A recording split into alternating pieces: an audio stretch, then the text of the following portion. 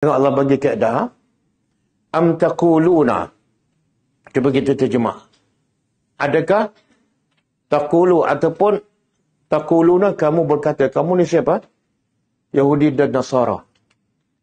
Adakah kamu berkata sesungguhnya Ibrahim, Ismail, Ishaq, Yaqub alaihissalam wal asbat. Apa makna asbat? Anak cucu dia, zuriat dia. Adakah kamu kata mereka ni adalah Hudan, Yahudi? Orang Yahudi mendakwa Nabi Ibrahim, Nabi Ismail, Nabi Isa, Nabi Yaqub beragama Yahudi. Nasara, orang Nasrani pun mendakwa dakwah yang sama. Dia kata agama kami berasal daripada Ibrahim. Sebenarnya itu dakwaan bohong. Maka macam mana Allah nak tolak hujah mereka? Allah tak hentam, Allah tak mati. Tapi Allah bagi hujah. Allah kata apa? Qul, wahai Muhammad, tanya mereka.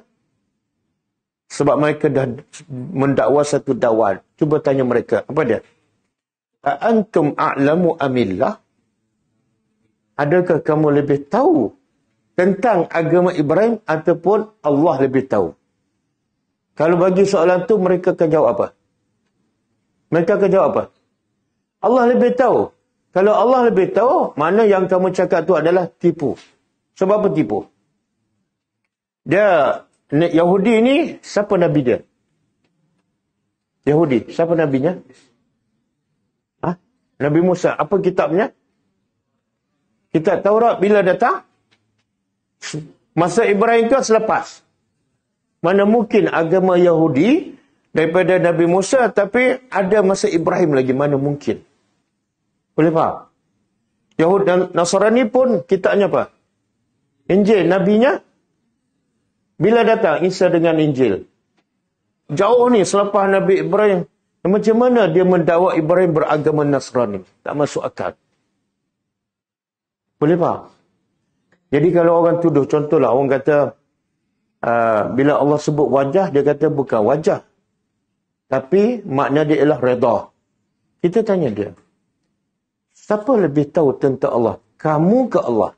Dia akan jawab apa? Dia akan jawab apa?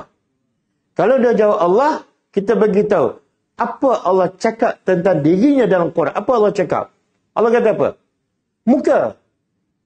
Kenapa kamu tukar? Adakah kamu lebih tahu? Boleh faham? Simple je. Tapi puak-puak ni, tak tahulah. Lagi kita cakap, lagi dia label kan? Kita tak ada buat Al-Quran, kita kena jelaskan. Benda simple je.